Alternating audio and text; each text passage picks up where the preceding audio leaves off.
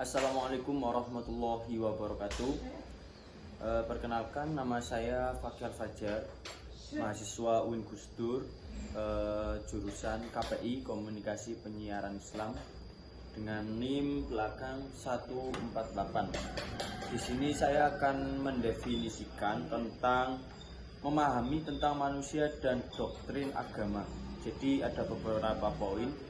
Yang pertama yaitu ada definisi umum atau definisi agama. Apa itu agama?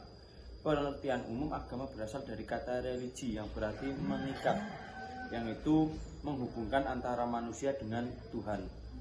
Yang di situ serta mengatur menghubungkan antar sesama makhluk. Jadi agama itu, dengan adanya agama itu memadukan atau antara manusia dengan Tuhannya. Jadi setiap manusia itu wajib untuk beragama. Karena apa? Ketika seseorang tidak beragama, orang itu bagaikan hewan.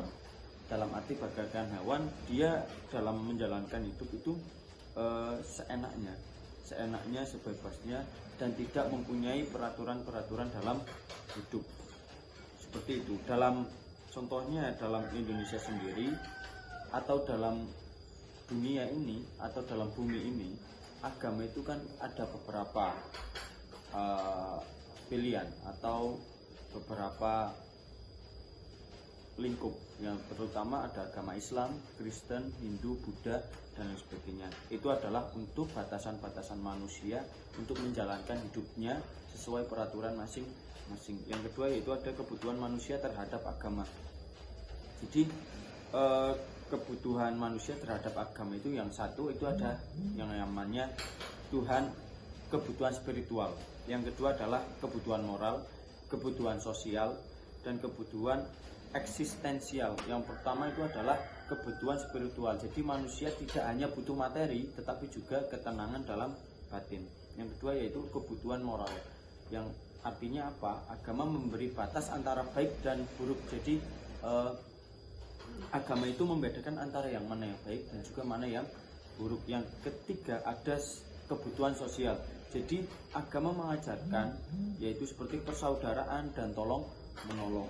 Yang keempat yaitu adalah kebutuhan eksistensial, yang bagaimana manusia ingin memahami tujuan hidup dan asal usulnya. Jadi manusia itu kadang bentrok antara manusia itu ingin memahami dirinya sendiri sebetulnya dan tujuan hidup asal usulnya. Yang ketiga ada fungsi agama dalam kehidupan. Yang pertama ada pedoman hidup, seperti memberi arah dan tujuan hidup yang benar. Yang kedua sumber moral dan etika, yang bagaimana membentuk perilaku manusia agar sesuai nilai kebaikan. Yang ketiga penyemangat hidup. Nah, penyemangat hidup itu yaitu memberi harapan dan ketentuan batin. Jadi kadang agama itu sudah memberi step demi step untuk agar manusia tersebut itu sudah mempunyai pilihan atau mempunyai jaminan hidup, seperti itu. Dalam arti jaminan hidup itu, contohnya kita berdoa, bahwasanya kita berdoa kepada Tuhan, kepada Allah, itu dengan harapan kita itu mendapatkan apa yang kita panjatkan, apa yang kita doakan untuk feedback untuk diri kita. Seperti itu. Contohnya kita mencari rezeki dan lain sebagainya. Di antara kita berusaha, berarti kita ada ikhtiar dan juga doa. Yang kelima yaitu ada pemupuk persaudaraan, yang artinya apa? Mempererat hubungan antar manusia. Yang kelima yaitu ada rasa ingin tahu manusia. Jadi manusia itu memiliki naluri ingin tahu terhadap hal-hal besar. Contohnya seperti asal usul kehidupan, tujuan hidup, kehidupan setelah mati, siapa yang menciptakan alam semesta. Karena manusia mau gimana pun dia mempunyai rasa ingin tahunya tinggi, karena manusia diberikan akal oleh Allah Subhanahu wa taala untuk dia mencerna. Untuk mencerna apa? Bahwasanya hidup ini bagaimana sih? Harus bagaimana sih? Seperti ini dan seperti itu. Yang kelima yaitu ada doktrin kepercayaan agama. Jadi setiap agama itu mendoktrin untuk apa? Menjadi dasar keimanan, mengarahkan pola pikir dan perilaku penganutnya, dan ketika menjaga kemurnian ajaran agar tidak menyimpang. Contohnya agama Islam. Agama Islam mempunyai step demi step dan mempunyai peraturan masing-masing. Contohnya agama Kristen pun juga, agama Buddha pun juga. agama Hindu pun juga setiap agama mempunyai peraturan dan mempunyai misi masing-masing untuk bagaimana memanusiakan manusia dalam lingkup agama tersebut. Yang keenam, ada doktrin kepercayaan agama Islam.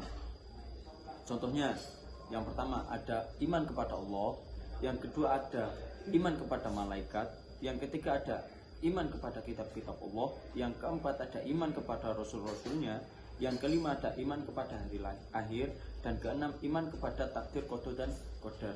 Jadi umat Islam atau orang Islam itu wajib iman kepada tersebut.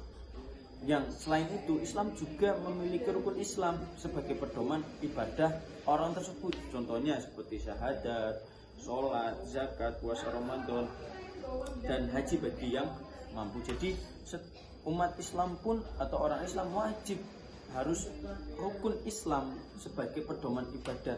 Contohnya orang itu yang pertama dilakukan apa? Syahadat, bahwasanya dia harus bersaksi bahwa tiada Tuhan selain Allah. Setelah itu sholat, ketika dia sudah bersaksi bahwa tiada Tuhan selain Allah, dia baru sholat. Sholat itu tujuannya apa? Untuk dia menyembah kepada siapa sih? Bahwasanya adanya Allah Subhanahu wa Ta'ala, bahwa Tuhan itu dengan kita butuh kita penghormatan kepada Tuhan yang Maha Esa, kepada Allah, yaitu kita dengan melaksanakan sholat. Yang ketiga, zakat, puasa Ramadan, haji bagi yang mampu. Jadi makna doktrin Islam tidak hanya memaknai tapi juga diamalkan dalam kehidupan sehari-hari. Dan kesimpulannya apa? Jadi agama adalah pedoman hidup yang mengarahkan manusia menuju kebaikan dunia dan akhirat. Dan juga manusia butuh agama untuk memenuhi kebutuhan spiritual, moral, dan sosial.